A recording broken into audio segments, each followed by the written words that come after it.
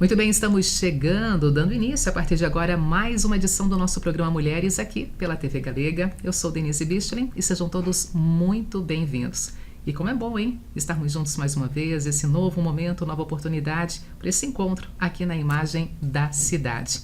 E por falar em encontro, vidas transformadas, muitas histórias contadas, a minha convidada aqui, a doutora Vanessa Maria Sens Rekelberg, que é advogada previdenciária, é escritora, é palestrante, é professora universitária, trabalha também como mentorias e treinamentos e hoje vem trazer um pouquinho mais sobre a sua coparticipação em mais um livro, Os Improváveis.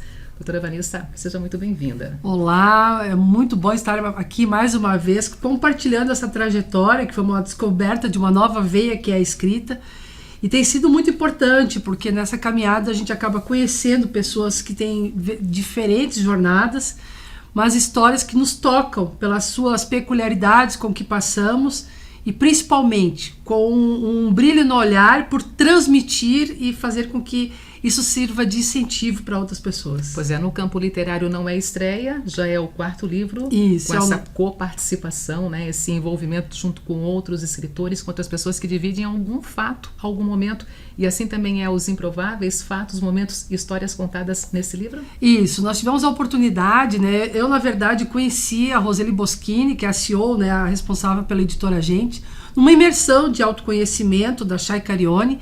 E foi muito importante porque de uma conversa despretensiosa surgiu o convite para participar de uma coautoria no primeiro livro com o João Kepler, depois com o Eduardo Chinhachique e Careime, no terceiro foi com o João Naldo e agora com o Geraldo Rufino. Quer dizer assim, são pessoas que são expoentes da nossa atualidade, com mente, com entendimento sobre a escrita e essa obra em específico, ela foi muito peculiar das escritas que eu já fiz, porque ela conta a minha história, do porquê eu sou uma improvável, né? Porque esse era o nosso desafio na obra, o porquê você se considera um improvável. Então eu conto justamente, né, onde pela minha estrutura familiar, e pelo meu desejo pessoal inicial, eu queria ser médica. E por 5 anos eu tentei ser aprovada no vestibular de medicina. Mas no 5º vestibular eu fui aprovada, mas fiquei na vaga 101. E na minha época, né, Denise, vamos falar da década de 70 aí, vamos puxar, eu sou de 73, o que acontecia? Os vestibulares, na minha época, eles eram simultâneos, os federais. E medicina eu teria que fazer numa federal. Então, eu não tinha outra oportunidade de ser aprovada senão em uma federal. E quando eu fiquei na vaga 101, ninguém desistiu. Quem iria desistir de uma vaga numa federal? Ninguém desistiu, ninguém pediu transferência, nada aconteceu. E aí foi quando o meu pai, sabiamente, me disse, por que você não tenta direito? E as particulares era possível fazer posteriormente, né? Na hora, claro, eu rebelde, sem causa ou com causa, eu não sei, não me lembro, mas na época eu disse, não, eu não quero fazer direito, mas ele já percebia em mim características, como facilidade de explanar, conversar com as pessoas, enfim, brigar pela justiça, pelo respeito aos direitos. Ele disse, minha filha, faça direito. Aí, vamos lá. E eu fui super bem aprovada, acho que eu fiquei em primeiro ou terceiro lugar na faculdade particular de Santa Cruz do Sul, onde eu comecei o estudo direito. Mas eu já tinha decidido, aqui eu não quero ficar, eu quero me tornar uma especialista em alguma área e eu tenho que procurar um outro local. E foi quando eu pedi transferência para Blumenau. Então, conta toda a minha trajetória, que eu aconselho as pessoas a fazerem essa leitura, porque a obra está muito boa. A Roseli, ela conta, né, a equipe da editora Gente, eles contam com uma equipe, um time preparado para nos auxiliar na escrita. Muitas vezes as pessoas nos perguntam, né, como é que você se torna um best-seller? É justamente pela qualidade da equipe que nos ampara. Nós temos desde pessoas que nos amparam na escrita inicial, para que a gente não fuja do tema, para que a gente tenha um entendimento claro do que é a obra, para que a gente escreva a quantidade certa, né? Porque também tem uma hora lá que até para quem já está familiarizado, a gente quer incluir mais coisa, só que, em verdade, aquilo não vai contribuir com a obra, né? E tem que ser, acima de tudo, né, Denise, numa época em que a gente tem tanta disputa da atenção das pessoas, tem que ser uma leitura agradável, tem que ser algo que o leitor olhe e diga assim, nossa, eu passei algo semelhante, ou também passei por essa indecisão, tive que redefinir a minha rota. Então, é isso que a leitura nos faz, né? O escrever e o ler. Ô Vanessa, e a escolha dentro da área do direito pelo campo previdenciário? Como é que surgiu também, né, esse teu olhar mais apurado, essa necessidade? E a gente sabe que também muitas vidas são transformadas justamente por acompanhamento de um bom advogado nesse campo previdenciário, e no teu caso não é diferente. Muitas vidas também transformadas, né? Eu até... Na verdade, a opção pelo direito previdenciário surgiu de uma oportunidade de trabalhar com especialistas, né, já nesse segmento, já em 99. Uma grande amiga minha, colega minha, Morgana, ela me proporcionou essa oportunidade. E sem dúvida alguma, eu estaria fazendo o que a medicina já estava propondo, que era eu servir. Né? E é claro, depois de fazer o curso, eu entendi que o meu pai estava certo. Né? Os nossos pais sempre estão certos. Porque foi graças a eu fazer o curso de Direito que eu encontrei o meu marido, que eu consegui exercer a maternidade, porque talvez como médica, eu que sou orcaólica de carteirinha, não ia ter talvez essa possibilidade. Mas nesse livro eu conto alguns desafios, né, que eu passei, e também conto histórias que digamos, caminharam lado a lado no exercício profissional. Mas eu gosto sempre de trazer que na transformação de vidas, e eu enquanto professora tive várias oportunidades. Então eu tive o caso em específico de um aluno, mas aconteceu isso com vários alunos, né? Que a matéria previdenciária, quando ela é lecionada na faculdade, ela geralmente está nos últimos semestres. Então o contato com ela já é quando a pessoa está no final do curso, já está para se formar. E é, na verdade, o momento mais desafiador de um estudante, porque ele está praticamente chegando no mercado de trabalho e ele não sabe como esse mercado vai recebê-lo. E é claro que é um momento também que começa a surgir uma série de despesas, ele já tem que pensar em formatura, como é que vai ser feito, enfim, e já se preocupa muito com o desafio que é entrar no mercado de trabalho como profissional liberal. E aí, nessas oportunidades de sala de aula, um aluno chegou e me disse, professor, eu não tenho condições de... Eu queria avisar a senhora que eu não vou conseguir terminar o curso. Eu perguntei, você está com algum problema de saúde, alguma coisa? Não, professor, eu não estou conseguindo honrar os meus compromissos aqui. Eu disse, como assim? Você não é bolsista? Ele disse, sou, mas mesmo assim eu não estou conseguindo para me alimentar, para morar, eu não estou conseguindo, professor. E ele trabalhava na época, mas ele era bolsista da faculdade e que tinha uma parte paga, né? Não era tudo gratuito. E aí eu disse a ele o seguinte, eu vou fazer um trato com você, se eu te auxiliar a você ter recursos para concluir a faculdade, né? Eu vou te ajudar em algum caso concreto, você acerta as despesas com a faculdade, conclui o curso de Direito e vai olhar com carinho, sendo essa uma possibilidade de oportunidade para você. Claro, professora, nossa, uma grande oportunidade, então vamos fazer. Daí eu perguntei a ele, tem alguém da sua família que ainda não está aposentado? Ah, professora, tem uma tia que vira e mexe nos almoços, né, comenta que ainda está sofrendo, que o INSS não escuta ela, que ela fala, enfim. Aí eu disse, então vamos resolver o caso da tia.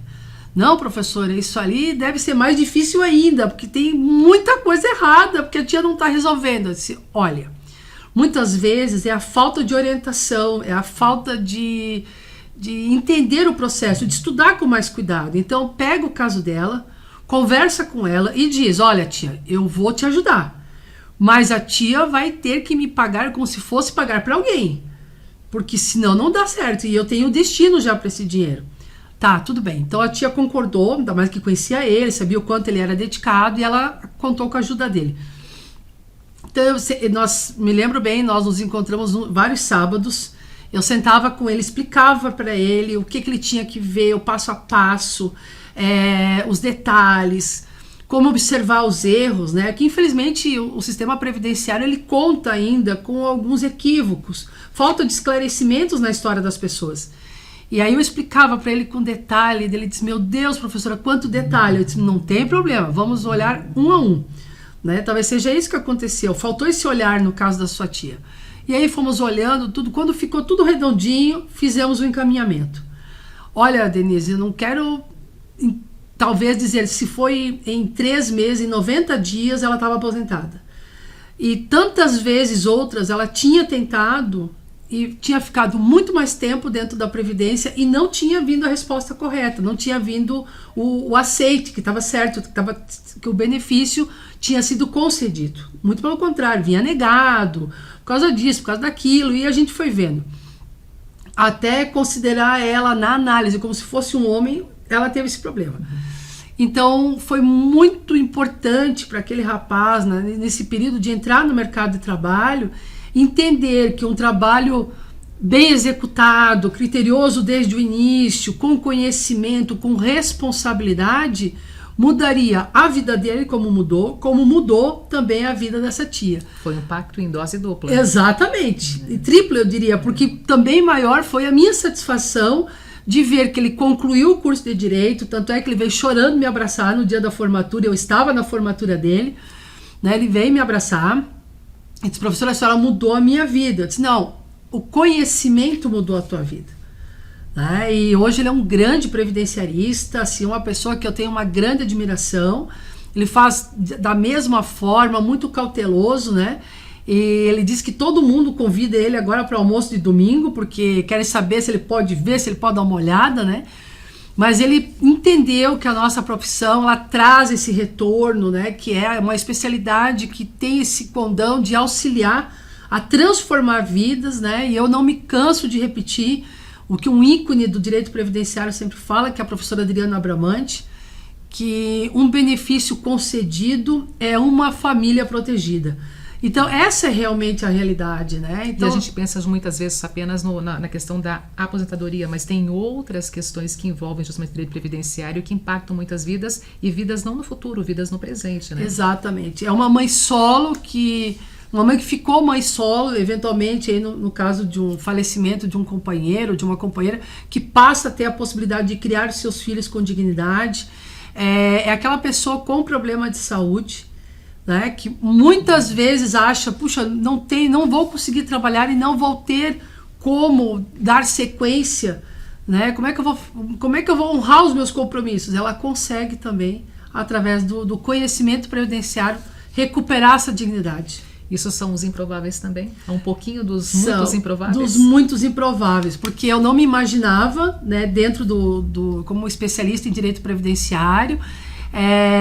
E aí, é claro, né, mas é que eu não quero contar o que está no livro, mas tem uma passagem pessoal minha ali, que conta justamente quando alguém da minha família passou por um problema previdenciário, eu posso dizer assim, na verdade, passou pela falta do conhecimento previdenciário, por dificuldades financeiras muito expressivas, muito significativas, né, enquanto família, e foi por falta de informação. Justamente foi por falta de informação. Se soubesse que tinha direito, nossa, não teria passado metade da dificuldade, que inclusive estava incluído aí o tratamento médico. Graças a Deus a pessoa se salvou, teve a oportunidade depois de retomar sua vida, mas eu vi de perto o quanto a falta da informação previdenciária pode atingir uma família. Né? E a tua fala aqui, Vanessa, também reacende, imagino eu, quem está em casa nesse momento, de repente, um olhar de esperança na vida de muitas pessoas que até imaginam que agora, com a questão da reforma da Previdência, por idade, não mais por tempo de contribuição, não tem mais esperança, não tem mais o porquê de ir atrás, de repente, de algum direito que estava ali também presente e acaba deixando de lado. E tem muitos casos em que essa informação certa, ela vai se transformar e vai poder também impactar positivamente, inclusive nessa família. Com certeza, eu até trago aqui outro exemplo que eu acho que é muito comum, muito regional nosso, que são as nossas empresas têxteis, né? Eu sempre digo que o mercado de trabalho, ele abriu para as mulheres muito cedo em Blumenau, no campo das indústrias têxteis, né? Então eu sempre digo que as meninas, elas deixavam as bonecas no portão de entrada das fábricas para serem costureiras. Né? Então elas começavam já aí com 14 anos, né? Muitas vezes já entravam no mercado de trabalho. Naquela época era permitido. Então, quantas costureiras nós não temos que estão aí, são as nossas avós, né? Ou nossas tias, estão em casa e não sabem que tem direito a uma aposentadoria. Na pior hipótese, é um salário mínimo vigente. Quer dizer, até para aquelas coisas que elas julgam importantes para não ficar dependentes da família, né? E eu até já sugeri para várias famílias, no lugar de colocar presentes, dividam entre irmãos e cada um faz uma contribuição para essa tia ou para essa avó e dê a ela a oportunidade de ter uma renda, porque ter um salário, ter uma renda, dignifica também as nossas escolhas. Quer dizer, ela vai comprar o que ela quer, o que ela deseja, fazer com o dinheiro o que ela deseja. É a vontade dela. Muitas vezes, quando a gente ganha alguma coisa, puxa, eu gostaria daquela outra coisa no lugar desta. E naquele momento, não. Naquele momento, ela tem a opção de dizer, eu quero fazer isso. Geraldo Rufino, organizador, com a coparticipação de várias pessoas aqui, entre elas você, Vanessa Sens, Os Improváveis. Onde é que encontramos esse livro? Nos melhores centros, né, de venda, ou seja, tanto pela internet como também aqui em Blumenau. Nós temos na Livraria Catarinense, deve ter, inclusive, provavelmente vai haver um lançamento lá, mas sem dúvida alguma é uma obra que deve fazer parte da história de cada pessoa e muitos vão se identificar com vários exemplos ali e eu tenho certeza que vai ser um livro de cabeceira e que vai auxiliar muitas pessoas a, talvez, como você bem colocou, ter um novo olhar sobre uma situação que naquele momento era um desafio e se tornou uma missão, um propósito. Os Improváveis, como empreender com resiliência e conquistar o impossível, basta abrir a porta. Exatamente. É isso aí. Vanessa, obrigada por estar conosco. Obrigada a todos que nos acompanham. Muito até a próxima bom tê-la oportunidade. aqui e a gente sabe que já tem mais coisa no forninho. Tem. Então, tendo também a confirmação depois, traz pra gente a continuidade desse projeto também no campo da escrita. Obrigada. Sem dúvida alguma, obrigada. Intervalo comercial chegando e na sequência tem muito mais. O nosso assunto em pauta, logo após o intervalo comercial, vai direcionar a atenção para os animais, em especial aqui na nossa cidade, um censo, o Censo PET, que promete mobilizar toda Blumenau. Rapidinho, eu volto já.